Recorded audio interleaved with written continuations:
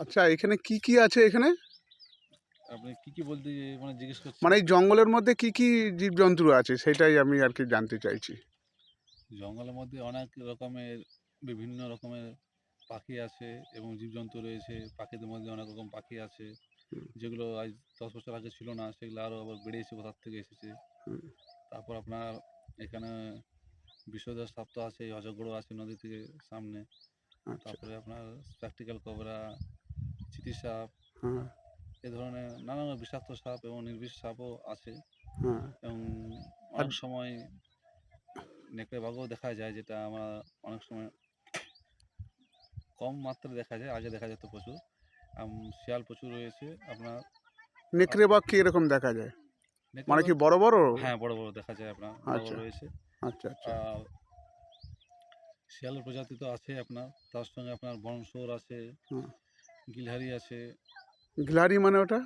আমরা যেটা কাঠবিড়ালি বলে থাকি। আচ্ছা, আচ্ছা, আর খরগোশও আছে, আচ্ছা, অনেক সময় শশা বলে থাকে কেউ। হুম। বিভিন্ন প্রজাতির অধিকাংশ আছে জীবজন্তু। হ্যাঁ, যেটা আহ, আপনার কি আছে?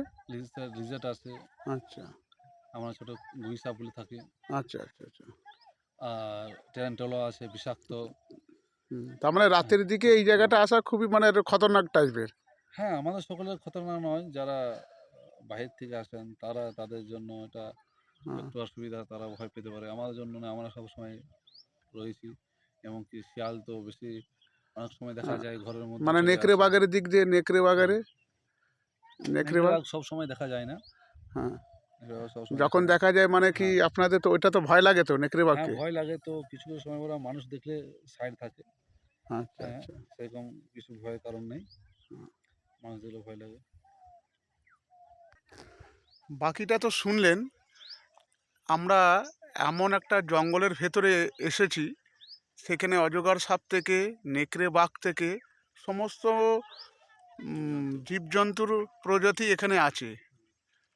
তা আমি এবং এই দাদার এখানকার ওনার এই দাদার বাড়ি হচ্ছে এখানেই, এবং উনি আশ্রমেই থাকে। তা ওনাকে এই জঙ্গলের মধ্যে এসে আমি জিজ্ঞাসা করলাম যে কি কি আছে, তা উনি সমস্ত বললো। আমি জঙ্গলটাকে আরেকবার আপনাদেরকে দেখাচ্ছি।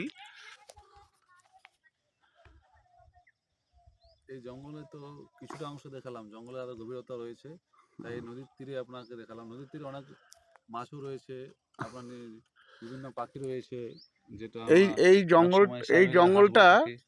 ওই নদীর পাড়ে ছোটখাটো জঙ্গল, তার মধ্যে এই ব্যাপার আছে, কিন্তু হ্যাঁ, তার মধ্যেও বলছে আরো গভীর জঙ্গল আছে। গভীর জঙ্গল আছে, অনেকটা চ- এরিয়া চ- নিয়ে জঙ্গলটা হ্যাঁ, আছে। অনেক গভীর দামোদর জঙ্গল আছে। তীরে, হ্যাঁ। সেখানে যাওয়ার চেষ্টা করব, হুম, এবং পারলেই দাদাকে নিয়ে যাব গাড়িতে করে, ফোর হুইলার গাড়িতে করে।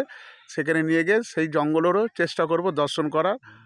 যদি উপরওয়ালা থাকে সেই জীবজন্তুর হয়তো দর্শন হতে পারে। জয় রামকৃষ্ণ।